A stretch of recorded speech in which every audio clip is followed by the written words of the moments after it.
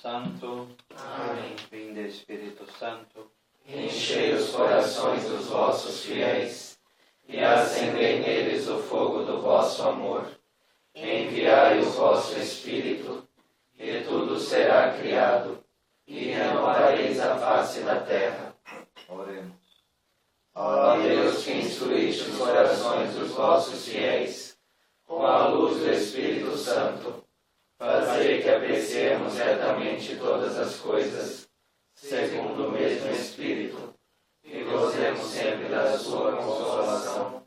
Por Cristo, Senhor nosso. Amém. Nossa Senhora de Pentecostes, Rogai por nós que recorremos a vós. São José, nosso Pai e protetor, Rogai por nós. Pai do Filho e do Espírito Santo.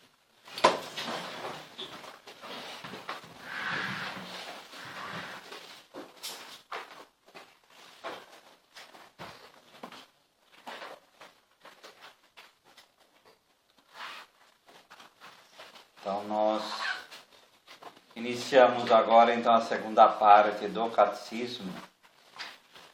O que vimos na primeira. Deus em sua bondade então cria o ser humano se afasta pelo pecado. Isso é a história, né?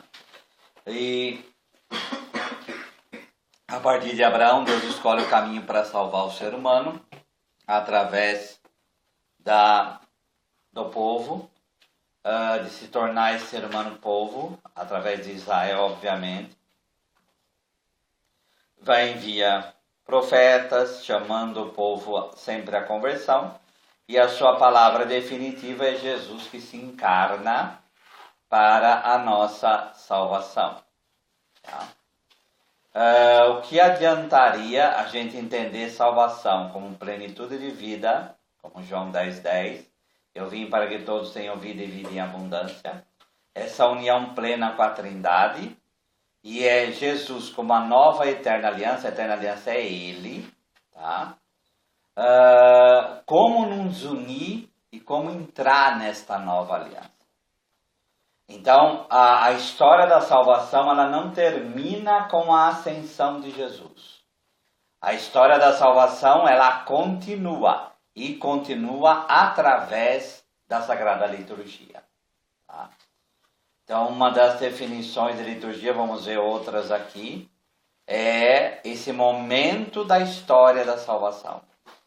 Então, a história da salvação, ela continua nessa história humana, e ela continua nessa perspectiva da intervenção de Deus na história, porque cada liturgia é a intervenção de Deus na nossa vida e na nossa história. Tá? Então, no 1067, no final aí, pois do lado de Cristo adormecido na cruz, nasceu o admirável sacramento de toda a igreja.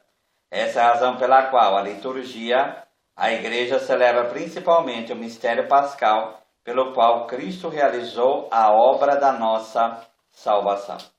Então, aquela figura de Maria, da mulher, aos pés da cruz, junto com o discípulo amado e o sangue descendo, é dali que surge. Então, o contexto ali é a cruz, obviamente, mas essa coisa do sangue e da água é um contexto litúrgico. Não nos esqueçamos disso. É liturgia isso, tá? E isso é atualizado em cada liturgia. Com efeito, a liturgia pela qual, principalmente, no divino sacrifício da Eucaristia, se exerce a obra da nossa redenção. O que é exercer? Exercer é fazer. Essa obra é feita, essa obra é levada a efeito, essa obra é realizada. Essa obra, que obra? A redenção, ela é realizada na Sagrada Liturgia. Quando a gente perde esse tipo de perspectiva, o que a liturgia vira? Teatro. Só algo para ser visto, tá? E não verdadeiramente vivido. 1069, a palavra liturgia significa originalmente obra pública, serviço da parte do povo e em favor do povo. Na tradição cristã, ela quer significar que o povo de Deus toma parte na obra da redenção. Pela liturgia,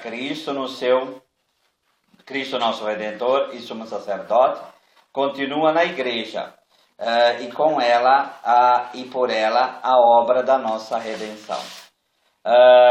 Essa obra pura, lite é a palavra, vem do laos, que é povo, tá? Por isso a palavra leigo, é a mesma raiz, tá? Então, e urgia é, como em cirurgia, é fazer. Como em siderurgia, que é um fazer com o metal. Então, esse urgia, da palavra liturgia, é essa obra para o povo. Essa obra em favor do povo. E é uma obra caracterizada por ser uma obra gratuita. Tá? Não é uma obra paga. Isso é um contexto laical do grego clássico. Que liturgia seria uma obra gratuita em favor do povo. Tá? No Novo Testamento, no 1070 no fim, participando do seu sacerdócio profético e régio, né? Ele como verdadeiro liturgo, nas letras pequenas aí, no final, como obra de Cristo sacerdote de seu corpo, que é a igreja, é a ação sagrada por excelência, cuja eficácia, no mesmo título e grau, não é igualada por nenhuma outra ação da igreja. Isso, às vezes, certas pessoas esquecem disso. Não vamos cair no liturgicismo, né? Que achar que a igreja é só liturgia. Mas a liturgia, como vai dizer a Sacrosanto Concilium, ela é fonte e cume da vida da igreja. É a ação máxima que a igreja pode fazer. Ela é a liturgia. Tá? Porque é a ação máxima que a igreja faz em favor da ação, em favor da salvação das pessoas. Deu para entender? Tá? A liturgia como fonte de vida. No 1072, a liturgia não esgota toda a ação da igreja. Por isso que eu falei, não é liturgicismo. Não é só liturgia a ação da igreja. Sacramentalismo também. Tem certas pessoas que pensam que a igreja só vive para os sacramentos. O sacramento é a dimensão sacerdotal de Jesus. Mas tem a dimensão da palavra, que é toda a obra da evangelização, e a dimensão da caridade, que é o serviço régio, que é colocar a serviço das pessoas o bem. Tá? Então, não é só liturgia a vida da igreja. Ela tem de ser precedida pela evangelização, pela fé e pela conversão, que é o serviço da palavra. Pode, então, produzir frutos na vida dos fiéis, na vida nova segundo o Espírito. O compromisso da igreja e o serviço da unidade. Então, a estrutura da santidade é essa. Pelo anúncio da palavra, nosso coração é transformado, nosso coração se abre, nosso coração é formado. Porque se você não é formado pela palavra, você não vai celebrar a liturgia. Você não vai entender a liturgia. Você não vai se entregar na liturgia. E não vai acolher aquilo que Deus quer fazer na tua vida. Então, primeiro evangelização. Primeiro essa formação. Ao fazer isso, vai para a dimensão litúrgica. Você é transformado pela ação da graça e do Espírito Santo. Quando essa transformação acontece, imediatamente vem toda a dimensão do serviço, da caridade, do amor. Tá?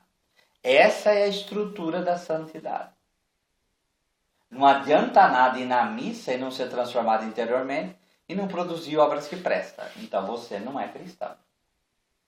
Simplesmente. Deu para entender? Tá? Senão a gente fica só numa liturgia, num liturgicismo, só fechado naquilo. Aí não adianta também. Ou desprezar isso.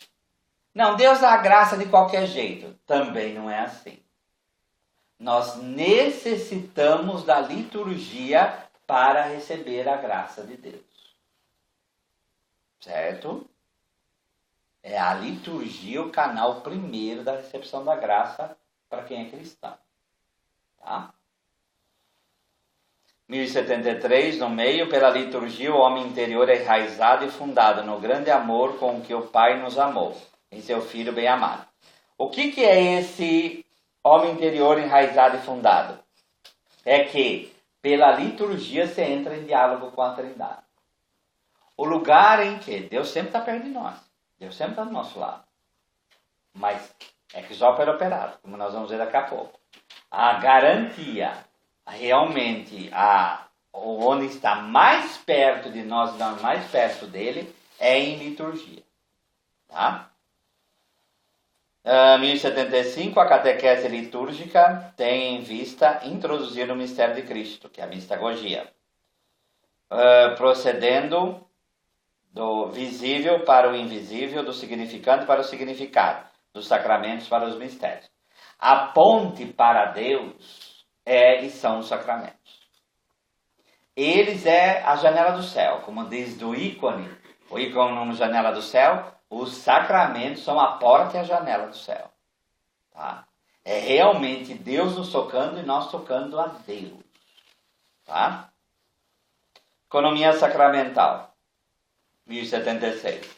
O tempo da igreja durante o qual Cristo manifesta, torna presente e comunica sua obra de salvação, pela liturgia de sua igreja até que ele venha.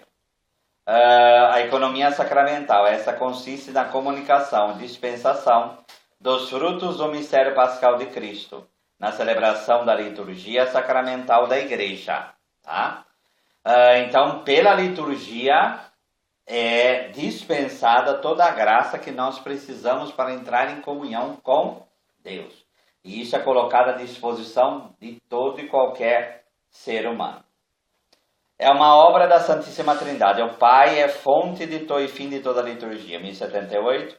Abençoar é uma ação divina que dá vida e da qual o Pai é a fonte. Então, Ele é a fonte dessa benediction, né? Dessa benção, dessa eulogia. Eu no grego é boa.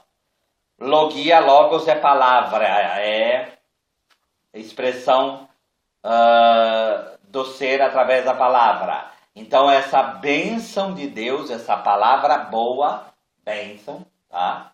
É a essência daquilo que Deus quer nos dar. 1079, desde o início até a consumação dos tempos, toda a obra de Deus é uma bênção. Tá? O plano de salvação de uma imensa bênção divina. 1080 no meio, mas é a partir de Abraão que a bênção divina penetra na história dos homens, que caminhava para a morte para fazê-lo retornar à vida. A fonte e pela fé é pai de todos os crentes. 1082, na liturgia da igreja, a bênção divina é plenamente revelada e comunicada. Por quê? O início da nossa salvação é a encarnação do Verbo, pelo qual ele assume, a palavra de Deus assume toda a nossa natureza humana. Qual é a consequência disso para a liturgia? A consequência é que a carne se torna a residência de santidade do Espírito de Deus. Deus reconhece a carne e transforma a carne em plenitude de comunicação dele. Tá? A carne não, a matéria, melhor dizendo. Né? Então a matéria se torna canal de salvação, pleno. E onde a gente vê isso no centro da liturgia, que é a Eucaristia. A Eucaristia é matéria, mas você toca a Deus na matéria. Então essa é uma característica extremamente cristã. Tá? A obra de Cristo na liturgia, no meio do 84, os sacramentos são sinais sensíveis, palavras e ações, acessíveis à nossa humanidade atual. Realizam eficazmente a graça que significam em virtude da ação de Cristo e pelo poder do Espírito Santo. Então essa é a definição clássica de sacramento. Né? Sacramento é o sinal eficaz da graça de Deus. Sinal, o que é sinal? O que é sinal? O que é sinal? Algo que aponta para outra coisa, sinaliza. Então, é algo material em primeiro lugar, que aponta, que leva a uma realidade maior, porque aí seria o caso de símbolo. Tá? E no caso, para onde que o sacramento aponta? Para o mistério que Deus é. Tá? Mas não é qualquer sinal. Tá? Ele é eficaz. O que quer dizer eficaz? que ele realiza aquilo que ele significa. Então, o sinal do sacramento, ele realiza a graça de Deus. Tá? Ele verdadeiramente torna a graça de Deus presente. Você querendo ou não, você acreditando ou não. Muitos são crismados, por exemplo, depois de uma catequese, que não sabem nem o que está fazendo. Mas a graça acontece? Acontece. Por quê? Porque a pessoa está ali disposta a receber. E o sacramento, ele não é frutuoso. Ele não produz fruto. Mas a graça aconteceu. Até que um dia a pessoa acorda para Deus e aquela graça que estava lá no sacramento, ela se volta. Esse é um dos princípios do batismo no Espírito. Ficou claro? Tá? 85, no meio, é um evento real. A morte e a ressurreição acontecida em nossa história, mas é único. Todos os outros eventos na história acontecem uma vez e depois passam, engolidos pelo tempo. O mistério pascal de Cristo, não. Jesus Cristo é o mesmo ontem, hoje e sempre, e a eficácia da sua ação salvífica continua na igreja através da liturgia. 1086, assim como Cristo foi enviado pelo Pai, da mesma forma, ele mesmo enviou os apóstolos cheios do Espírito Santo, não para pregarem o evangelho a toda criatura, não só para pregar o evangelho a toda criatura, anunciar que o Filho de Deus, por sua morte e ressurreição, nos libertou do poder de Satanás e da morte e nos transferiu para o reino do seu Pai.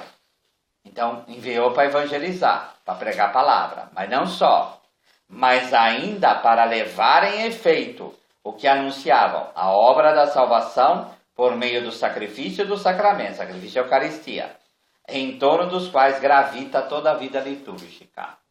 Tá?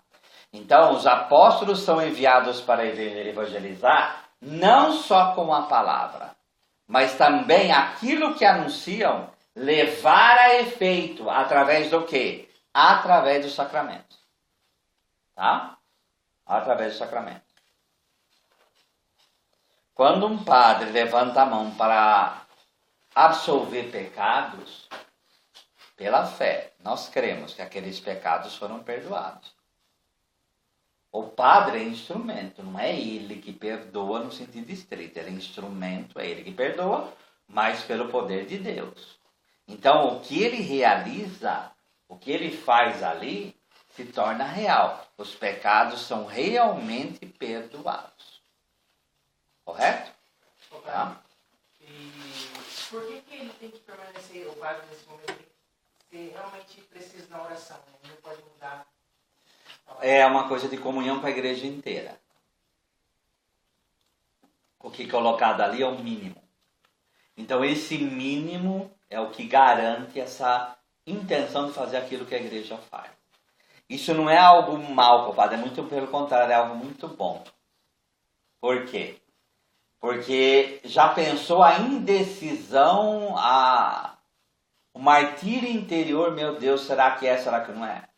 Quando você pronuncia, você sabe. Você está fazendo em nome da igreja. E ela te dá garantia que aquilo acontece. Então isso te dá uma liberdade interior muito grande. Entendeu?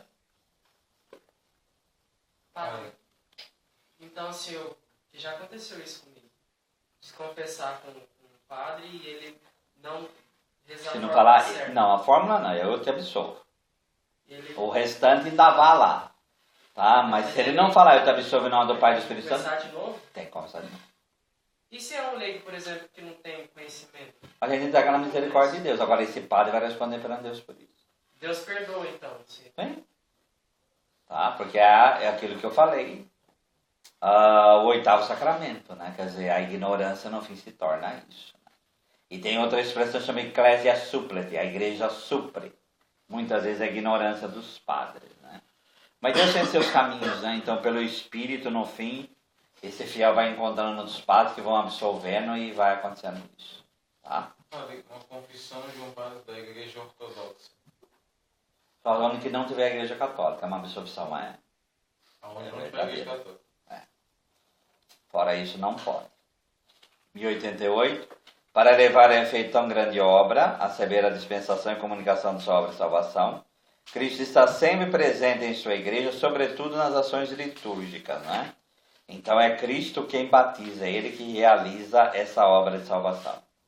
1090, na liturgia terrestre, antegozamos já da liturgia celeste, que se celebra na Santa Jerusalém, para a qual, na qualidade de peregrinos, caminhamos. Isso é dito ali um pouco antes dos santos, né? Com os anjos e com os santos, a uma só voz cantamos. Por que é uma? Por que tem que falar que é uma só voz? Porque o louvor do céu é o mesmo louvor da terra. Então na liturgia acontece uma verdadeira comunhão dos santos, integral, sem defeito, por obra de Deus. Correto? Tá? 1091, o desejo e obra do Espírito Santo no coração da igreja, que vivamos da vida de Cristo ressuscitado. No final do 92, recorde e manifesta Cristo, a fé da Assembleia.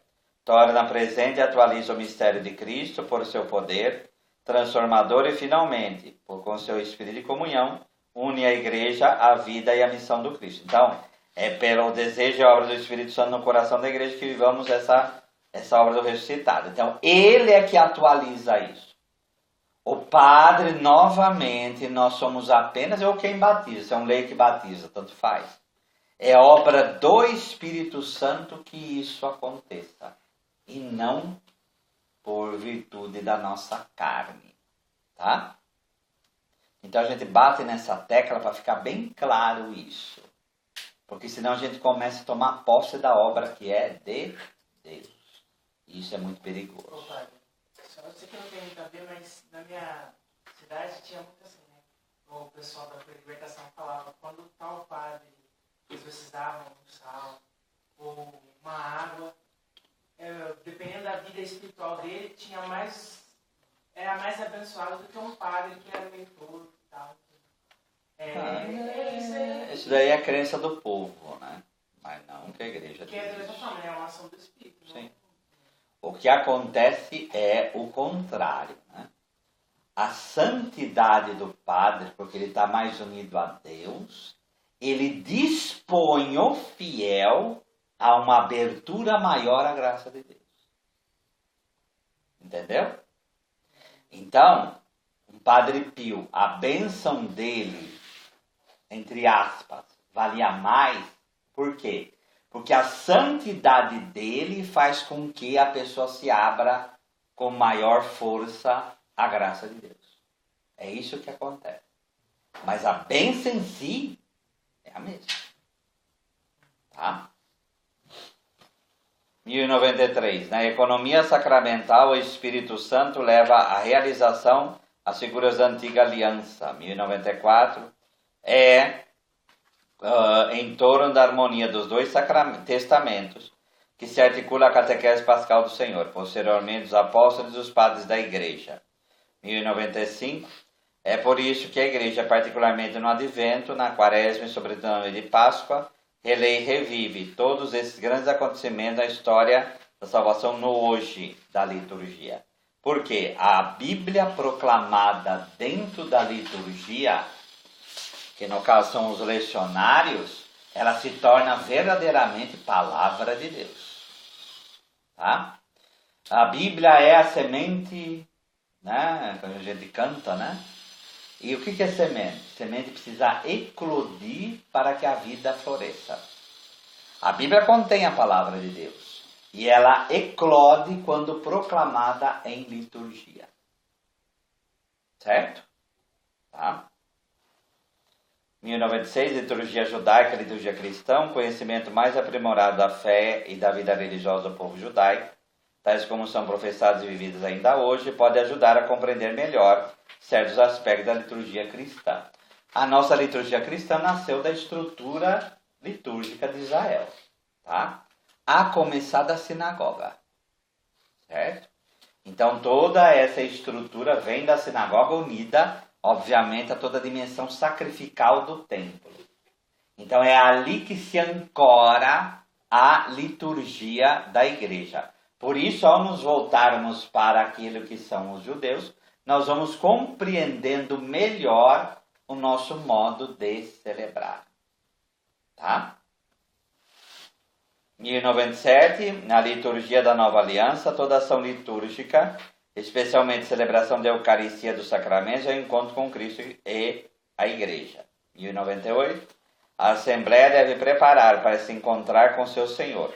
Deve ser um povo bem disposto. Tá? E nós, como salvistas, devemos contribuir para que seja um povo bem disposto. Né? Por isso, todo o esplendor litúrgico é usado nessa dimensão. Tá? Você, quando celebra, prepara bem a liturgia. Os cantos são bem feitos e coadunam com aquilo que celebra a missa. As leituras são bem preparadas, proclamadas de modo verdadeiramente cristão e litúrgico. Tudo harmonizado. A homilia verdadeiramente atualiza aquela palavra de Deus. Essa liturgia, tudo isso feito dessa maneira, dispõe a pessoa a se abrir ao mistério. Então, quando a gente fala de esplendor litúrgico, é essa liturgia tão bem celebrada que ela não pega só o emocional da pessoa e nem só o racional. Ela pega a pessoa por inteiro e leva essa pessoa a se abrir ao mistério pascal. E isso, para nós, se torna razão de carisma. Deu para entender? Tá? 99, o Espírito e a Igreja cooperam para manifestar Cristo e sua obra de salvação na liturgia. 1100, a Palavra de Deus, o Espírito recorda a primeira Assembleia Litúrgica o sentido do evento da salvação, dando vida à Palavra de Deus, que é anunciada para ser recebida e vivida. Então, o Espírito, ele não só faz a palavra ser proclamada como Palavra de Deus e torná-la assim, o Espírito faz a palavra falar. Não se esqueçam disso, tá? Mas é o Espírito também que prepara a Assembleia para acolher a palavra. Tá? Então, é os dois lados. É ele que faz ela ser proclamada e ele que faz ela ser acolhida. Certo? No final do 102, é ainda o Espírito Santo que dá a graça da fé, que a fortifica e faz crescer na comunidade. A Assembleia Litúrgica é primeiramente comunhão na fé. A anamnese, a celebração litúrgica, refere-se sempre às intervenções salvíficas de Deus na história. A anamnese quer dizer fazer memória. Tá? Então, nós fazemos memória. O que é fazer memória? Nós vamos fazer memória como se fosse Dom Pedro I, por exemplo. Então, você pode fazer comemorar 7 de setembro, mas a gente comemora 7 de setembro com uma pessoa que está morta. Tá? Como 21 de abril foi Tiradentes. Tá? Quando a gente faz memória das obras de Deus, nós estamos fazendo memória de alguém que é um ser vivente e que conduz e intervém na história. E o raciocínio é simples. Se ele fez lá, ele vai fazer aqui. Porque ele não é incoerente. Deu para entender? Tá? E isso vira e mexe na liturgia, a monição das leituras na vigília pascal é clara, né? No recolhimento desta noite, vamos ver como Deus salvou seu povo. E como hoje ele atua para a salvação do seu povo. Tá? No final aí do 1103, uma celebração faz memória das Mirabilia Dei, quer dizer, das maravilhas de Deus, em uma anamnese mais ou menos envolvida. O Espírito Santo, que desperta assim a memória da Igreja, suscita então a ação de graça e o louvor, a doxologia. Tá? Então é o Espírito que nos faz louvar, é o Espírito que nos faz verdadeiramente bendizer a Deus. Cuidado para não celebrar a liturgia confiando na tua carne, viu? Tá? Porque a gente cai no orgulho achando que é a gente que celebra bem. É o Espírito em nós que faz celebrar bem. Por isso essa abertura, por isso que a oração toda que a gente faz, seja ela qual for, sempre nos prepara para celebrar bem a Eucaristia. Então, doxologia, a raiz da cruz significa louvor? Sim, é glória, né? Doxa é verdade, mas no fim essa verdade do Logos é a verdade que verdadeiramente glorifica a Deus. E o 104, a liturgia cristã não somente recorda os acontecimentos que nos salvaram, mas também atualiza, através da epiclese. Epi é aquilo que está em cima. Clese, do verbo kaleo, é chamar. Então, por isso que é invocação. Tá? Então, você chama que está em cima para descer, que é o caso do Espírito. Tá? É a intercessão na qual o sacerdote suplica ao Pai que envie o Espírito Santificador para que as oferendas se tornem o corpo e o sangue de Cristo. E para, ao recebê-los, os fiéis se tornem eles mesmos uma oferenda viva a Deus. Tá?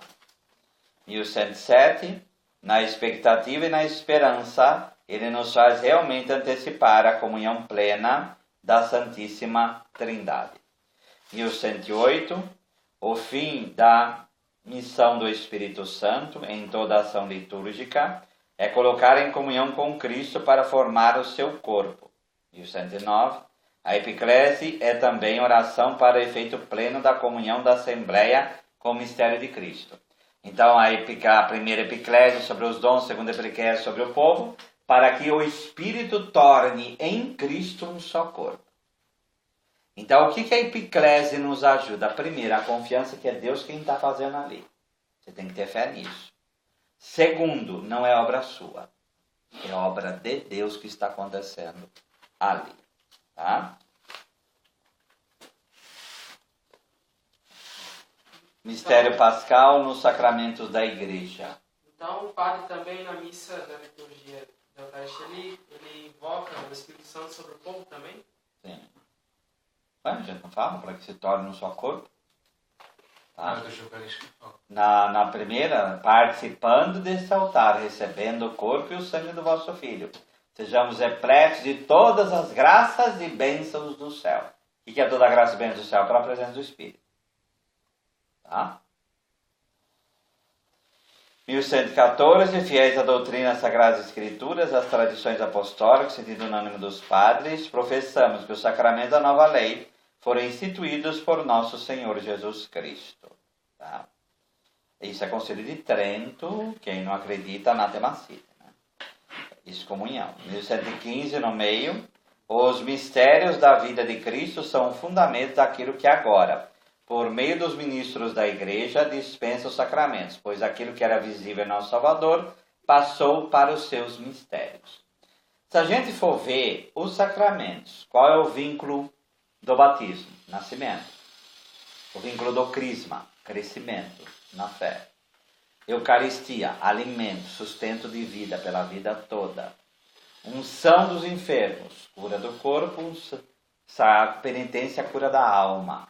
E os dois sacramentos de serviço. Serviço a um, matrimônio, serviço a todos, na pessoa de Cristo, o sacramento da ordem.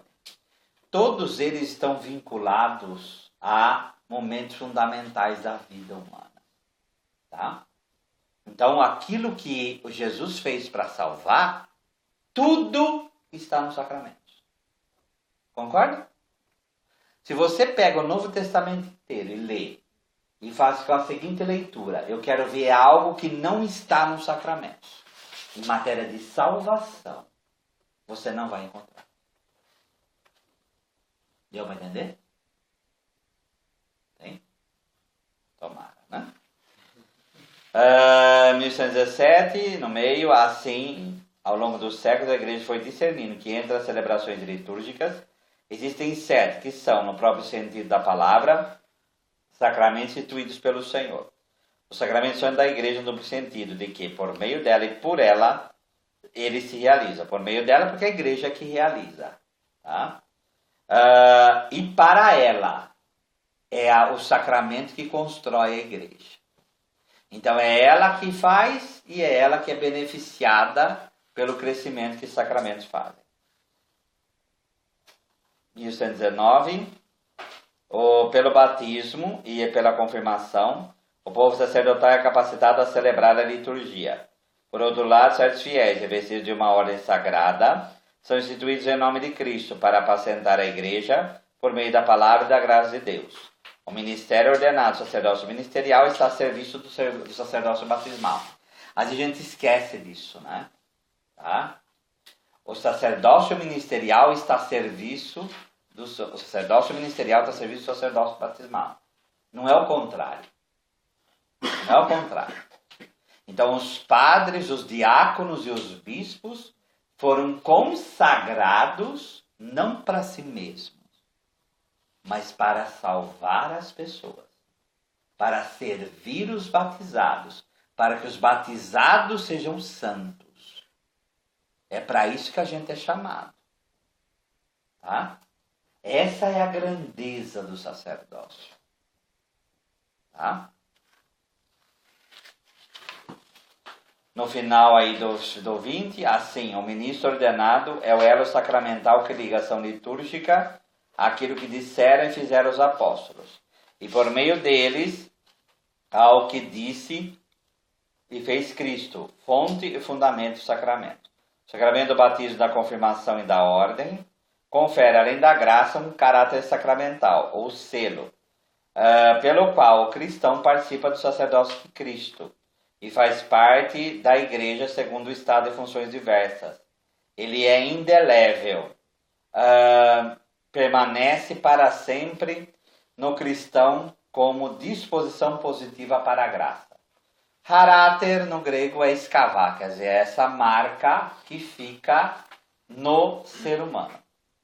Por que esses três sacramentos? Porque eles transformam a pessoa. Enquanto os outros, a transformação acontece, mas nesse a transformação é definitiva e imediata. Quando você é batizado, imediatamente você se torna filho de Deus. Quando você é crismado, imediatamente soldado de Cristo. Quando você recebe a ordem, imediatamente você se torna ministro de Cristo. E quando você se torna, não tem como destornar. Tá? Não tem como inverter isso. É para sempre. Tá? É um sinal indelével. Quando vocês estão lá no computador e tem a tecla deletar, delere do latim é destruir. Então, indelere, não destruir, não destrutível. Então, esses sinais é para sempre, não tem como serem destruídos. Tá? É uma marca não para esta vida somente. É uma marca para a vida eterna. Então, se você chegar como padre no inferno, o demônio vai reconhecer que você é padre. Porque existe uma marca em você, como do crisma e como do batismo também. Tá? Aquele que deixa o ministério, tem dispensa de ministério, tem tudo. Sai, se casa. Por isso que não fala que ele deixa de ser padre. Ele foi dispensado. Que é dispensa do quê? Das obrigações relativas ao sacramento da ordem. Então ele é dispensado disso. Mas não tem como dispensar a ordem. Tá? Então ele continua ainda com o poder sacerdotal mesmo? Mesmo se ele virar o pior herege do mundo. Tá? Mas, por exemplo, esse padre, o pior herege do mundo, se ele chegar e abençoar...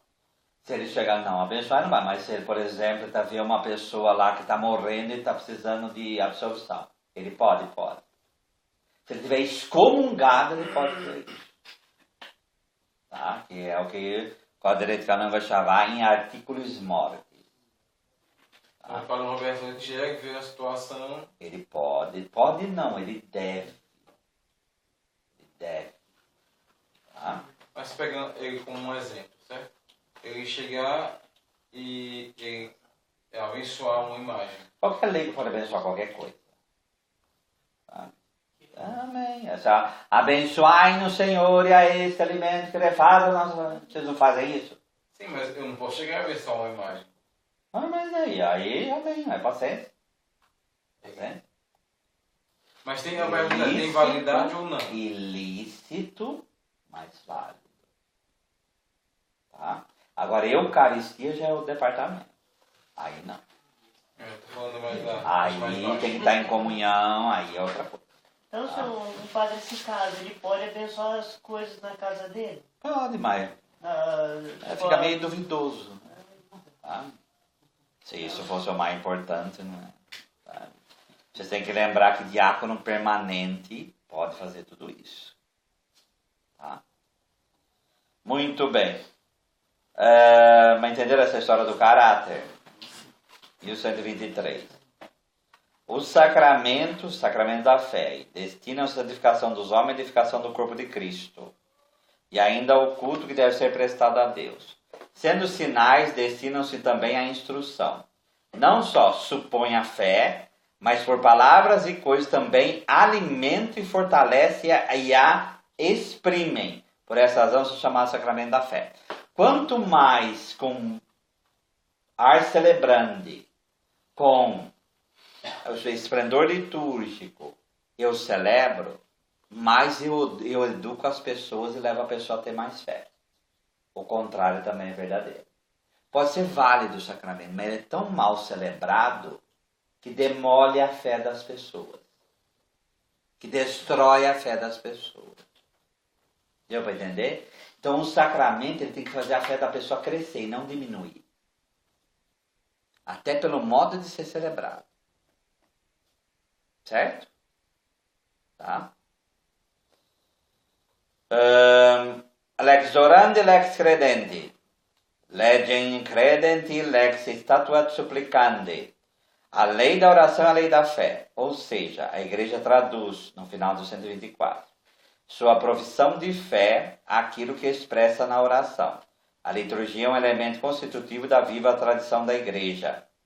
É por isso que nenhum rito sacramental pode ser modificado ou manipulado ao arbítrio do ministro ou da comunidade. Por quê? Porque você celebra a fé.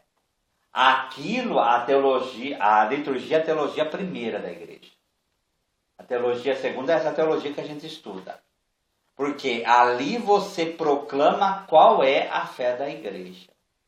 Então ela não pode ser alterada, porque senão você corre o risco de fazer deturpação de fé. Deu para entender? Tá? Mas no caso, por exemplo, dos arautos, que o senhor falou que eles crescem algumas coisas que são militares, chegam aí. Então, mas aí entra numa coisa de cima, né? De coisa da fé. Tá? Mas aí eu não sei se toca aquilo que é realmente o centro. Um exemplo claro, um professor meu dava um padre celebrando, né? Então ele falava a Virgem Maria, como que a gente fala? Mãe de Deus. São José, seu esposo, são os apóstolos, tá? Ele não reza assim? Ele falava Maria, mãe de Jesus. Por quê? Porque ele não aceitava Maria como mãe de Deus. Então já entra heresia ali na história. Porque se vocês repararem as palavras ali, Virgem Maria, mãe de Deus, já condensa o dogma todo ali. Tá? Então precisa tomar cuidado para não demolir a expressão da fé da igreja. O que você reza é o que você acredita. Tá? Então na liturgia está aquilo que é a tradição suma da igreja, está aquilo que a igreja acredita. Tá? Então não pode ser virado do avesso a qualquer momento. Pode, se uma tratação, o padre divide a oração eucarística com os fiéis. Não pode. A oração eucarística é presidencial. Mas Tá? isso tira Isso anula? Oi? Isso anula? Aí depende do que ele faz, né? Então eu não posso falar que sim ou não, porque aí tem que ver caso a caso. Se começa a mexer muito, você corre o risco até de a oração não ter valido nada. Tem um padre na minha cidade que ele fala, e deu aos seus discípulos e discípulas, dizendo... Isso daí ainda vai lá, né? Quer dizer, tá errado, não deveria mudar, mas isso não altera. Não, isso não. Mas é o que eu estou falando para ele. Se essa marcha continua, pode demolir a oração eucarística. Aí é perigoso. Entenderam? Então, tomar cuidado. Padre, vocês vão poder agora, assim, a situação no momento da oração eucarística, né? Aí aquela parte das orações. Eu sei. Tem Tem um monte de padre que faz isso. pessoas rezar. Eu sei, eu Aí entendi. na hora da consagração, ela foi inválida? Não, aí eu acho que não, né? Eu espero que não, né? Eu espero que ele tenha rezado junto com essas pessoas, né? Porque se ele não rezou, a coisa começa a ficar difícil. Tá? Tinha um padre que eu assisti na Rede Vida, na século XXI, que substituía o ó Deus Todo-Poderoso e botava ó Paizinho. Aí continuava a oração. Então, é o mesmo caso aqui. É o mesmo caso aqui. O que não falta, como disse aquele bispo na CNBB, é essa criatividade selvagem. Tá? Igual Então é uma criatividade que não tem controle. os freis, quase todos da paróquia dos freis capuchinhos da minha cidade, eles não, né, entre outras coisas, mas uma das coisas que todos eles fazem, eles não falam oremos, nunca, eles falam oração. É. Amém, né? Fazer o quê, né? Eu gosto de inventar, né? Vamos lá. 1125, é por isso que nenhuma tá. 1127, celebramos dignamente na fé, os sacramentos conferem a graça que significam, são eficazes porque neles é o próprio Cristo. Então, essa é a diferença de sacramento e sacramental. O sacramento é feito pelo próprio Cristo. Então, seu padre não presta, mas se ele fez o mínimo, aconteceu. Tá? Certo? O pai sempre atende a oração da igreja do seu filho. Os sacramentos atuam, no 1128, ex opere operato. O que é? É a partir da ópera, da obra já feita, da obra realizada. Qual que é a obra realizada? Então, o mistério pascal. Não só a cruz, mas a vida toda de Jesus, cujo cume é a cruz e a ressurreição. A partir desta obra, o sacramento é realizado. Então, ele é eficaz por causa disso, e não por causa da pessoa do padre. Entendeu? Da obra salvífica de Cristo. Daí segue-se que o sacramento não é realizado pela justiça do homem que o confere ou recebe, mas pelo poder de Deus. E olha lá embaixo quem falou, Santo Tomás de Aquino.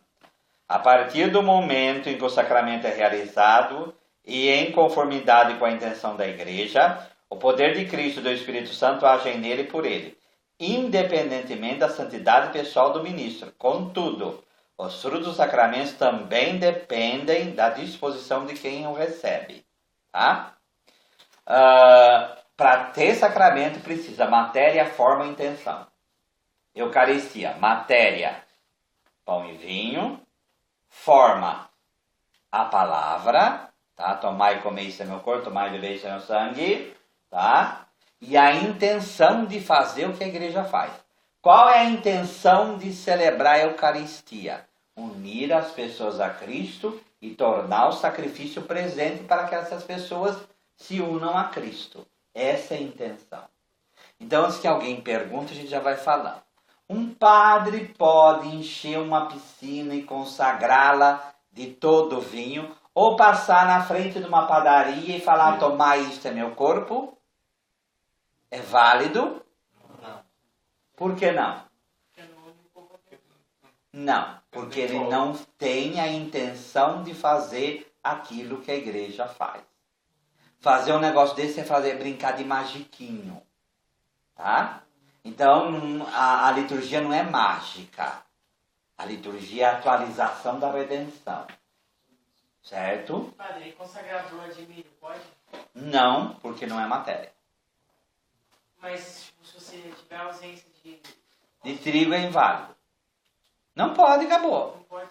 Não pode expor. Até o vinho também. Aqui vai falar que tem pena para quem celebra uma matéria sem a outra. Tá? Então, o padre tem uma pessoa que tem alergia a trigo, eu vou ter que pode ser padre. Se é estrito, não tem vocação. Mas tem que ter Pode fazer uma hora. a graus na doença celíaca, sem draminha. Tá? Sem draminha. Mas ele não pode fazer uma hóstia sem glúten? Tem totalmente sem glúten, não. Tem hóstia que tem menos glúten, essa pode.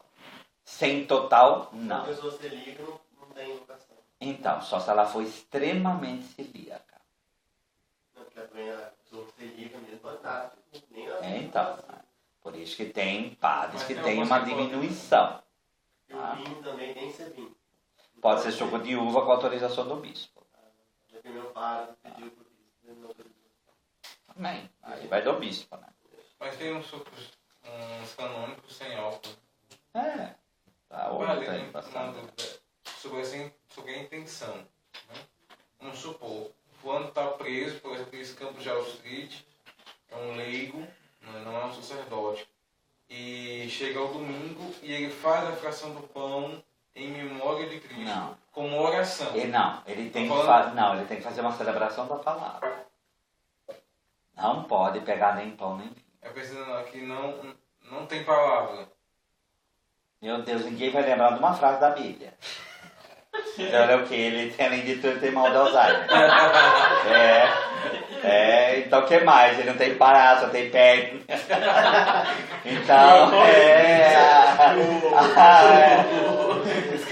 uma coisa assim muito difícil, né? Vamos convir que a situação dele está A misericórdia chegou lá. vai morrer, né? Fica perto. Outra coisa também, que nem no caso, isso o Padre Exortal, que é o comentarista do coisa, no livro Sacramento do Código de Direito Canônico, ele vai dizer, em terras, por exemplo, que não tem vinho, você pega a uva seca, passa água e pega aquele suco e consagra, tá certo. Tá? Porque é fruto da terra e do trabalho humano. Tem que ser trigo, então pode ser trigo esmigalhado, não precisa ser trigo beneficiado, nada disso. Contanto que seja trigo.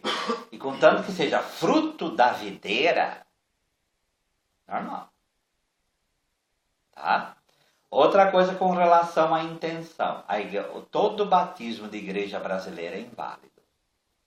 Porque tem matéria, água, tem forma, eu te batizo, mas não tem intenção de fazer a igreja faz. Por quê? Porque o vínculo lá é financeiro e não tornar a pessoa filho de Deus. Então todo batismo na igreja brasileira é inválido. Então, todos os sacramentos da igreja brasileira. Sim. É inválido. Tá?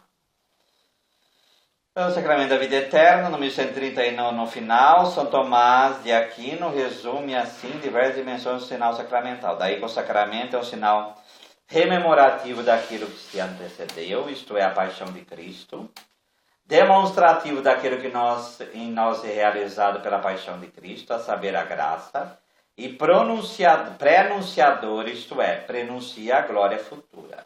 Tá? Vamos lá, celebração do Mistério Pascal, 1136. Quem celebra? A liturgia é a ação do Cristo todo, Christus totus. Os que desde agora a celebram, para além dos sinais, já estão na liturgia celeste, em que a celebração é toda festa e comunhão. Tá? Então, é o Cristo todo, é a igreja toda que celebra ali. Então, eu posso estar celebrando sozinho, mas eu estou em comunhão com a igreja toda. Tá? Esse é o sentido. 38. Recapitulados em Cristo participam do serviço do louvor a Deus e da realização do seu desígnio. As potências celestes, a criação inteira, os quatro viventes, os servidores da antiga e nova aliança, os 24 anciãos, o novo povo de Deus, os 144.000, em especial os mártires imolados por sua palavra de Deus e da Santa Mãe de Deus, a mulher do esposo do Cordeiro. Então, aqui é o simbolismo da igreja toda celebrando. Tá? 140, é toda a comunidade do corpo de Cristo unida à sua cabeça que celebra. As ações litúrgicas não são ações privadas, mas celebrações da igreja. Por isso que a igreja que estatui, a igreja que fala as palavras, é ela quem tem que dizer, e não cada um. Que é o sacramento da unidade, isto é, o povo santo, unido e ordenado sob a direção dos bispos. Um pouco para baixo aí. Todas as vezes que os ritos, de acordo com a própria natureza, admitem uma celebração comunitária, com assistência e participação ativa dos fiéis, seja inculcado que, na medida do possível, ela deve ser preferida à celebração individual quase privada. Então, a celebração litúrgica ela é por natureza comunitária. A celebração individual dela é exceção e não regra. Tá? Não regra. Por isso a gente como religioso vive dessa forma. Tá? E por isso que a missa, por exemplo, a missa não foi feita para ser rezada individualmente, mas foi feita para ser celebrada com outras pessoas. Tá? A assembleia que celebra é a comunidade dos batizados, os quais, pela regeneração e unção do Espírito Santo, são consagrados para serem casa espiritual e sacerdócio santo, e para poderem oferecer um sacrifício espiritual, toda a atividade humana do cristão. E sacerdócio comum é do Cristo, o único sacerdote, participado por todos os membros. Então, quando a gente oferece, qual é o sacrifício que a gente oferece? A nossa própria vida. É aquilo que a gente fala, orai, irmãos e irmãs, para que levando ao altar as alegrias e fadigas de cada dia. O que a gente está fazendo? A gente está oferecendo a si mesmo a Deus. Tá? Esse é o ideal do nosso pensamento. 1142.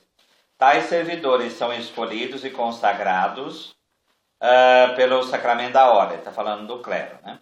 Por meio do qual o Espírito Santo se torna apto a agir na pessoa do Cristo cabeça, a servir de todos os membros da igreja. Então, o que é o padre, quem que é o bispo? Ele é o representante de Cristo cabeça no corpo. Essa é a teologia de fundo. Ele é o representante, ele é o símbolo, mas no sentido não só de fazer de conta, mas no sentido de símbolo real, ele é a presença de Cristo cabeça no corpo para levar as pessoas a Ele, a Cristo, e não a eles próprios. Tá? Mas para levar ao Senhor. Bom, no 40 ele fala de ministérios particulares. Esses ministérios particulares são vividos aí pelos leigos, né? Que é ministro da distribuição da Eucaristia, exeque, aquela coisa toda. Alguma dúvida? Não, né? Como celebrar? Sinais e símbolos, 145. Uma celebração sacramental é tecida por sinais e símbolos. O significado dos sinais e símbolos deita raiz na obra da criação e na cultura humana. Tá? No final do 46, como ser social, o homem precisa de sinais e símbolos para comunicar-se com os outros, pela linguagem, por gestos, por ações. Vale o mesmo com relação a Deus. Certos irmãos de outras igrejas chamam a igreja católica de materialista, não no sentido de dinheiro, mas no sentido de unir muito, de usar muito a matéria para o culto. Mas qual é a base? A base é essa daqui.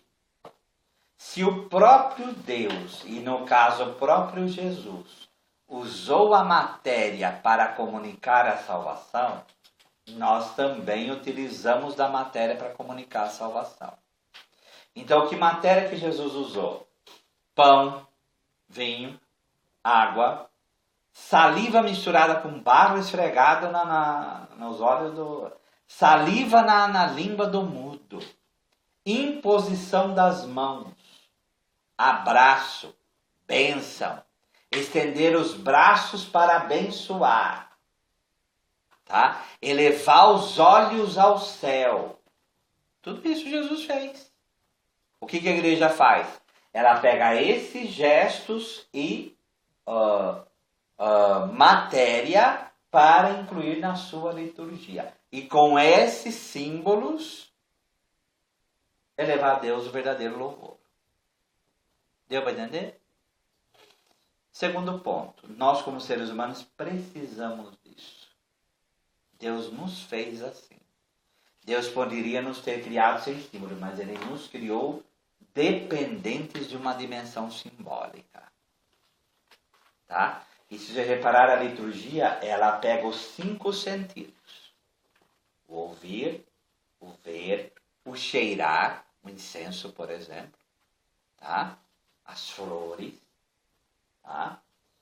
O tato e o paladar, que a gente come. Tá? Então, o ser humano é envolvido por inteiro dentro da simbolismo litúrgico. Tá? 48. Enquanto criaturas nessa realidade sensível podem tornar-se lugar de expressão da ação de Deus, que santifica os homens. Então a matéria santifica o homem. E da ação do homem que presta o seu culto a Deus. Acontece o mesmo com sinais e símbolos da vida social dos homens. Lavar e ungir, partir o pão e partilhar o cálice podem exprimir a presença santificante de Deus e a gratidão do homem diante do seu Criador. 49. A liturgia da igreja pressupõe, integra e santifica elementos da criação e da cultura humana, conferindo dignidade e sinais da graça na nova criação em Jesus Cristo, sinais da aliança. O povo eleito também recebe de Deus sinais distintivos e esses são transferidos aí para a liturgia. 1151. Aquilo que eu falei, esses sinais, eles são assumidos por Cristo e se tornam, no 1152, sinais sacramentais. Então, se nós pegamos todos os sinais, qualquer um, vocês vão ver que eles deitam raiz na Sagrada Escritura. Tá? Então, não é algo aleatório, mas é algo que foi revelado por Deus e nós assim o cremos. Deu para entender? Tá? Palavras e ações, no 53, já as ações simbólicas já não são em si a mesma linguagem, mas é preciso que a palavra de Deus e a resposta de fé acompanhem e verifiquem essas ações para que a semente do reino produza seus frutos. Por isso a liturgia da palavra é integrante das ações sacramentais. Não vem com aquela história, não, vindo no ofertório, tudo bem, tudo certo, porque antigamente falava a liturgia dos catecúmenos, né? E a liturgia da palavra parecia um anexo. Não é assim, a liturgia da palavra, a palavra de Deus, ela é liturgia. E ela é necessária em toda e qualquer celebração. Tá? Então, não vamos destratar a liturgia da palavra como ela fosse inferior à liturgia sacramental. O verbo, a palavra, se faz carne. Então, o mesmo processo acontece dentro da liturgia. A palavra é proclamada e ela se torna presente no nosso meio. Tá? A pessoa chegar da missa. Eu ia fazer essa pergunta. Então, para cumprir preceito, isso é de domingo do começo ao fim. Inteira. Quando é inteira, inteira. Agora, se quiser comungar, você pode chegar no Pai Nosso. Sabe? Porque para você distribuir comunhão fora da missa, reza no Pai Nosso, proclama lá a palavra e vai. Tá? Agora, então, vai da disposição da pessoa. Agora, participou da missa, ela não participou. Ela só está comungando. Tá? Esse que é o negócio. Com comunhão diária, vale. Sim. Mas não com missa. Não com missa. Tá? Canto e música. O que é canto e música? Música, canto, é palavra cantada. Nunca nos esqueçamos disso. Tá? O canto é a palavra cantada. Tá? Só isso. 1157. Segundo 3 critérios principais. Então, quando um canto é litúrgico, quando ele é da Igreja Católica, tá? A beleza expressiva da oração, a participação unânime da Assembleia nos pontos previstos e o caráter solene da celebração. Participam, assim, da finalidade das palavras e das ações litúrgicas, a glória de Deus e a santificação do ser humano. Então, o canto, para ser verdadeiramente litúrgico, ele tem que levar a pessoa a rezar e ser verdadeiramente uma glorificação a Deus. E essas duas características que tornam o canto verdadeiramente litúrgico. Deu para entender? Então não basta seguir, digamos assim, ao pé da letra a oração. Mas esse é o critério mínimo. Esse é o critério mínimo. Não ao pé da letra, óbvio, mas o espírito dela. Né? Tá? Pai Nosso, por exemplo, não pode ser modificado. Porque é texto bíblico. O texto bíblico não se modifica. Agora, no caso da liturgia dos outros, aí tem como você transformar. Mas contanto que se torne verdadeiro louvor a Deus e realmente salvação do ser humano. Vamos pensar nas coisas escabrosas da vida, né? Você celebrar numa liturgia em que a bateria só falta destruir os nossos ouvidos. O Ministério de Música grita com um bando de cabra louca. Tá ajudando a rezar? Não. Não tá. Então, isso não faz parte da liturgia. Tá? Por mais que a letra seja a melhor do mundo, não está ajudando a rezar. Tá? A voz do povo é o primeiro instrumento que deve ser ouvido. O resto deve vir atrás. Tá? Então, na introdução ao Missal Romano fala para cantar os salmos do gradual.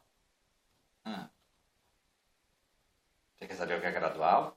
Não, falam que as músicas deveriam ser dos salmos dos graduais. Do Gradual romano litúrgico, ou gradual simples. Então, para ser as músicas litúrgicas, eu não deveria cantar o que está no gradual? Não, aí ele é inspirado. Você pega a liturgia das horas, vai falar a mesma coisa, só que aí vai falar. Pode usar os cantos, Por isso que na liturgia das horas, no final, tem cânticos do inário da CNBB. E que são os cânticos Porque se supõe que, claro que não todos são, mas deveriam ser. Se supõe que eles se inspiram no gradual, eles vivem a partir do gradual. Entendeu? Então os cantos deveriam ser aprovados pela CNBB. Então, pelo menos, né, ser algo, porque não adianta querer que foi aprovado tudo pela CNBB, mas o inário deveria ser assim, só que também no inário também tem problema, né? Tá? Oi? Gradual é um livro que tem os salmos e os cantos da igreja, tá? Só isso. E o inário de Campinas? Então, aí cada diocese adapta, né? Mas mesmo assim, gente, a gente tem que ter discernimento. Porque a gente está lidando com o ser humano, né?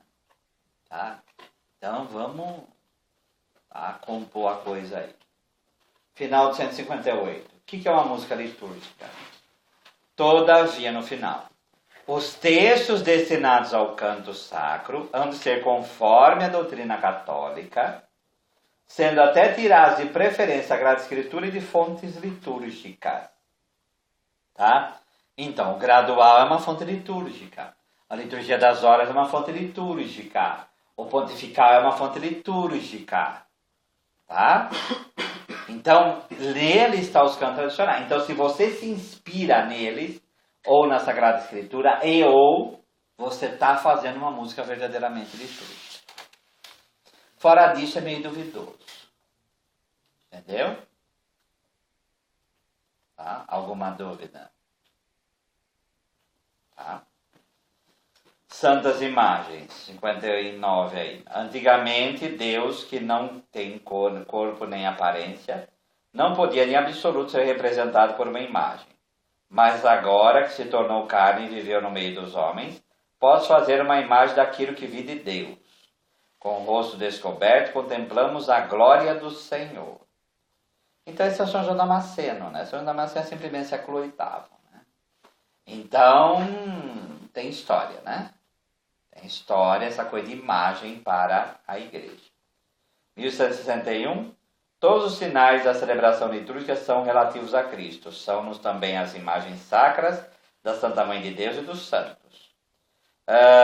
No 1162, a contemplação dos ícones dos santos, associada à meditação da palavra de Deus e ao cântico dos hinos litúrgicos, entra na harmonia dos sinais da celebração, que o mistério celebrado se grave na memória do coração e se exprima em seguida na vida nova dos fiéis. Então, o que está falando? As sagradas imagens, por exemplo, elas são reais e aprovadas, por quê? Porque o próprio Jesus assumiu a carne. No Antigo Testamento, mas mesmo no Antigo Testamento já há ordem para construir querubins, por exemplo. Ordem para construir a serpente de bronze. ordem para construir a Arca da Aliança. Então já havia imagem no Antigo. Quando Jesus assume a carne, ele pode ser representado. Tá? E a partir daí, os outros também, como uma fotografia, como algo que me remete àquele que é representado. Eu não absolutizo a imagem como uma idolatria, como se a imagem fosse o santo, mas me remete a, e aí me ajuda a rezar. Tá? Deu para entender? Quando celebrar? Dentro desse vínculo. E a imagem, ou um objeto como um sacramental, que às vezes nos falam como se fosse uma idolatria. Né? Quando, porque aquela imagem, por meio daquela imagem houve tais milagres. Por meio de a cruz que foi de Padre Pio. Essas coisas. É aquilo que eu falei de ajudar o fiel a se abrir. Só isso. É a fé da pessoa que faz isso. Tá? E aquilo estimula. Então, isso pode acontecer. É uma graça de Deus. Isso. Tá? Quando celebrar? A Santa Mãe Igreja julga seu dever celebrar com piedosa recordação, em certos dias fixos no decurso do ano, a obra da salvífica do seu divino esposo. Em 1664, no final aí. Na era da Igreja, situada entre a Páscoa de Cristo, já realizada uma vez por todas, e a consumação no Reino de Deus, a liturgia celebra em dias fixos, está toda impregnada da novidade do mistério de Cristo. Quando celebra o mistério de Cristo, há uma palavra que marca a oração da Igreja, o hoje. Porque em liturgia não existe... o tempo existe, obviamente, mas ele é impregnado da eternidade. É o kairos que entra no cronos. É o tempo da graça que entra no tempo que flui. Tá? Então, por isso que a saudação em igreja é eterna. A graça de nosso Senhor Jesus Cristo, amor do Pai. O Senhor esteja convosco. Por quê? Porque sai do tempo e o tempo entra na eternidade. Tá? Esse deveria ser o sentido. Primeiro dia da liturgia, esse é o hoje. Por isso que é sempre hoje, sempre o eterno entrando no tempo. Primeiro dia litúrgico, o dia do Senhor. Tá? O domingo. Devido à tradição apostólica que tem origem no próprio dia da ressurreição de Cristo, a Igreja celebra o mistério pascal a cada 8º dia, no dia chamado com razão Dia do Senhor, o domingo. O dia da ressurreição de Cristo é ao mesmo tempo o primeiro dia da semana, memorial do primeiro dia da criação, e o 8º dia em que Cristo, depois de ter do repouso do grande sábado, inaugura o dia que o Senhor fez, o dia que não conhece o caso. O dia eterno é o domingo ao mesmo tempo, o primeiro dia. Então celebra o primeiro dia da semana, que é a recriação feita em Cristo, e ao mesmo tempo o 8º dia. Por que é o 8º dia? Porque é o dia que não tem fim. Nós olhamos para trás e vemos o dia da ressurreição de Cristo. E olhamos para frente e vemos o quê? O último dia, porque vai vir um último dia. Vai vir o dia final. Tá? E quando amanhecer, né, esse grande dia vai ser o último dia, vai ser o 8º dia. Então, 7 dias da semana, sempre vai vir o primeiro e vai vir o 8º. Então é isso que a gente celebra no domingo. Ficou claro? Tá? Ano litúrgico, 1168. Partindo do tríduo pascal, com toda a fonte de luz, o tempo novo da ressurreição enche todo o ano litúrgico com sua claridade, aproximando-se progressivamente de ambas as vertentes desse ano, dessa fonte. O ano é transfigurado pela liturgia como o ano da graça do Senhor. 69. Por isso a Páscoa não é simplesmente uma festa entre outras, é a festa das festas.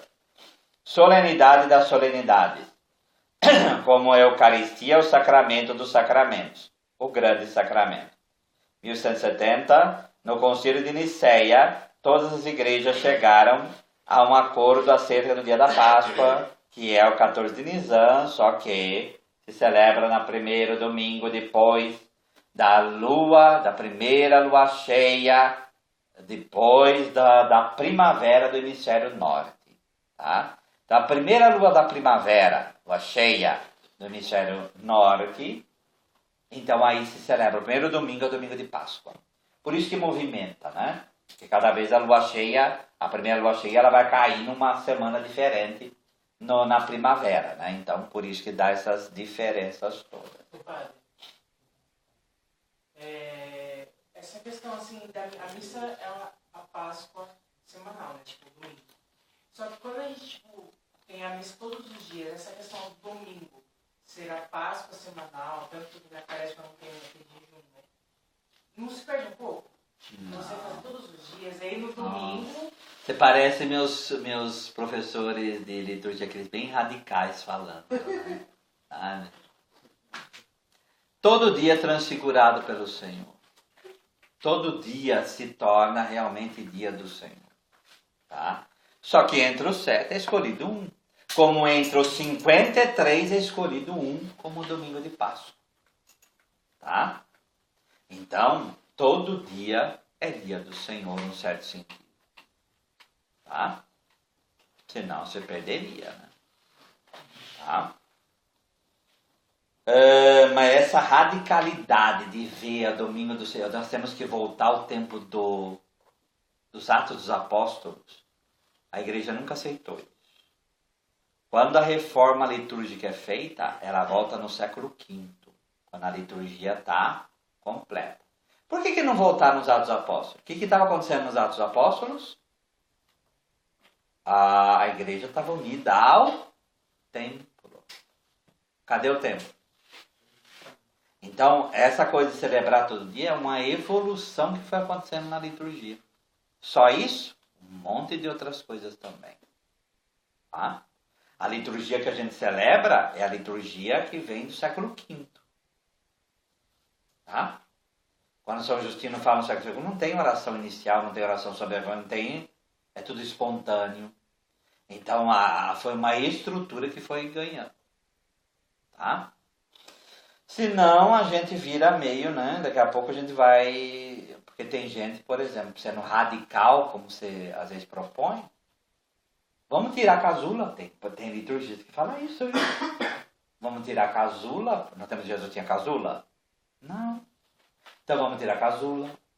Vamos tirar o altar. Jesus não celebrou em cima do altar. Jesus celebrou em cima de uma mesa. Vamos usar pires de barro, vamos usar com boca de coisa. Por quê? Porque no tempo de Jesus tinha metal? Não.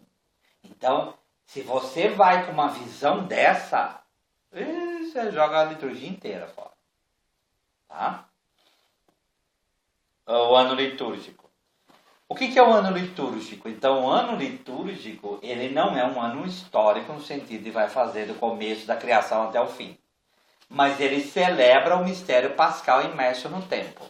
Com 2 ciclos principais, o ciclo do Natal e o ciclo da Páscoa. Como que surge? É isso que eu estava falando. Primeiro, a festa primeira, não tem domingo de Páscoa. Outra coisa a acrescentar. Se a gente for radical de voltar para o século I, tem que tirar a Páscoa, tem que tirar toda a preparação, Quaresma, tem que tirar tudo. Porque qual é a festa que tem? O domingo. E outra, eles celebravam o sábado e o domingo. Celebravam o sábado porque eram judeus. E aí na manhãzinha do primeiro dia acordavam 5 horas da manhã para celebrar a missa. Essa era a vida dos primeiros cristãos. Tá? E aí nós vamos celebrar o Shabat e vamos celebrar o domingo também? Não. A coisa andou. Tá? Dentre os 53 domingos se escolhe um. Esse um, que é o domingo depois da lua cheia, ele é o domingo de Páscoa. E aí, para celebrar esse domingo, se faz uma preparação. Essa preparação para quem? Para aqueles que vão ser batizados. Só que a igreja entra junto com essa preparação. Tá? E aí nasce a Quaresma. Para preparar para esse domingo, quando chega mais perto, aí toda a celebração do Tríduo Pascal e da Semana Santa. Só que esse cume, ele se desdobra também numa descida. E essa descida são os 50 dias depois da Páscoa. Pentecostes, penta 50. Então esse Pentecostes, tá? É esse prolongamento da Páscoa nesses 50 dias. A partir de quando a igreja começou a celebrar as memórias dos santos? Já no começo. Santo Agostinho já falava de celebração de mártires, já, século V. Tá? Mas isso já começa bem antes. Tá? Quem estrutura são Damaso, por exemplo, que é um papa do século IV, que estrutura, por exemplo, o culto dos mártires. Por exemplo. Tá? O ciclo do Natal é a mesma coisa. 4 domingos. Por que 4 domingos do Advento? Porque representa os 40 anos, representa uma vida. Então é a nossa vida que espera o Cristo que vem. Aí vem o Natal, que se desdobra nas epifanias. A primeira epifania é o Natal, a outra epifania aos pastores, a outra epifania para os magos, e finalmente se encerra com a epifania do batismo do Senhor. Então, de manifestação em manifestação. Então, a mesma coisa, uma escada que sobe, preparando para a festa do Natal, e o Natal que se desdobra em várias festas. Dentro do resto chama tempo comum. O tempo comum, o que ele celebra? Ele celebra o Senhor e o evento do reino de Deus no meio de nós. Por isso vai celebrar várias dimensões do reino de Deus no meio de nós. Tá? Dentre esses, como está aí no 1072, está o santoral. Quem são os santos? Tá? Primeiro, os santos precisam do nosso culto. Maria precisa que você reze. Mas nós precisamos. O culto dos santos não é para eles. Uma que vai acabar, né? Porque quando acabar a liturgia, vai ficar todo mundo no céu louvando tudo, né? Então, tudo de Cristo será tudo em todos, né? Como diz São Paulo, tá? Nós precisamos deles. E quem são eles, afinal de contas? Os santos são o rosto de Cristo para nós. Tá? São Francisco, o rosto do Cristo pobre. Santa Teresa de Jesus, São Bento, Santo Escolástico, o Cristo que reza.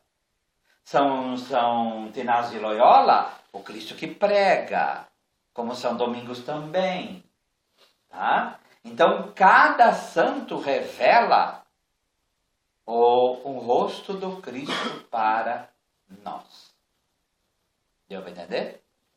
Tá? E é isso que a gente celebra.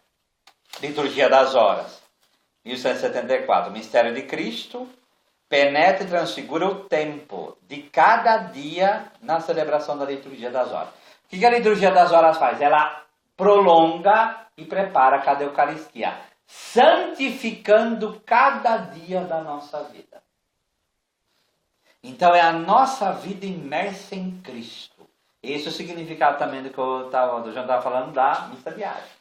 Então é essa união nossa com Cristo, que se estende através da liturgia das horas. Entende? Tá? Os monges mais estritos, como Trapista e Cartucho, levam a isso à radicalidade.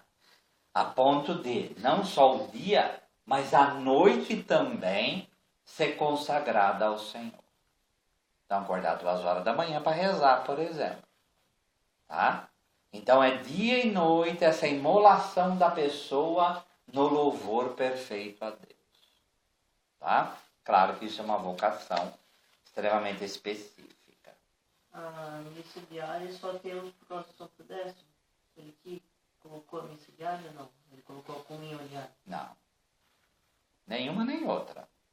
Ele incentiva a comunhão frequente. Tá? Mas missa diária, século a século, quer dizer, tem muito tempo na igreja. Tá? Lanciano a gente fala tanto, né? Lanciano foi numa missa diária, não foi uma missa de domingo, não. Foi uma missa com um bandinho de véia lá rezando. Foi lá que aconteceu o Lanciano. Tá?